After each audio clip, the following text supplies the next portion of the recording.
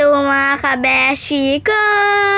Welcome to my vlog! So for today's video, ay lagi nga po palang may nadaan sa aming magbabalot. Ay kaso ho ngayon nagustuhan ni Longhair ay nakalampas ho. Ay karipas ho agad at tinuntun ko na saan na nandidinilaan pala malapit sa aming barangay. Ay buti nakita ay nagkikrave ang tao eh. Uy! Emi ka John! Binibilang niya nga po pala ang pera niya kung ilan po mabibili niyang balot at dalian po siyang umalis. Sige iyan ho, 3 balot. Siguro may ibig sabihin yan Longhair ha? Baka I love you or I miss you. Uy! Baka I hate you. Hihihihihi. At ayan po, humingi na nga po si Longhair niya ng suka. Ay napatingin it, may tumawag sa kanyang Longhair. At hello po sa amin nakasabay sa pagbili. Ay napakasarap ng balot sa hapon. Ay siya'y arat na at aalis na. Ay wag nang gayanin, baka magpatak pa. Ay wala pang makakain. Sa mahal ngayon ng isang balot eh. So ayan po, nakauwi na po si Longhair. At kakain na siya ng balot. Ay ang alam ko ay pampatibay ho rin ng tuhod. Ay ano nga ho yun, nakalimutan ko na eh. Buti na nga lang po at naabutan na magbabalot na iyon. Ay kung hindi, ay kainaman na. Ay siya patapusin nyo muna po magbalat ng itlog na iyan. Lagyan na natin ng suka at asin para mas masarap. Favorite ko din po ang sabaw niya at napakasarap. Yun, kasarap ni Longhair kumain. Ay talagang nakakatakam din. Isa pang ang kain. Mamaya ka na mag-okay diyan. Ay pati mga nanonood sa iyo takam na eh. Uminom ka ng suka. Huy, Emi ka Charn. Ay lalo nang nagpatakam. Kayo ga din po ay kumakain ng balot. Ay ano kung masasabi nyo, masarap ga ho? Mag-comment nga ho kayo. Ay nasa na kaya si kabeshi nyo? Ay kain na din. Matikman na. So ayan na po, balatan na lang po natin para makain na. Ay napapansin ga po kayo kay kabeshi nyo? Ay napansin ko ho rin eh. Huy,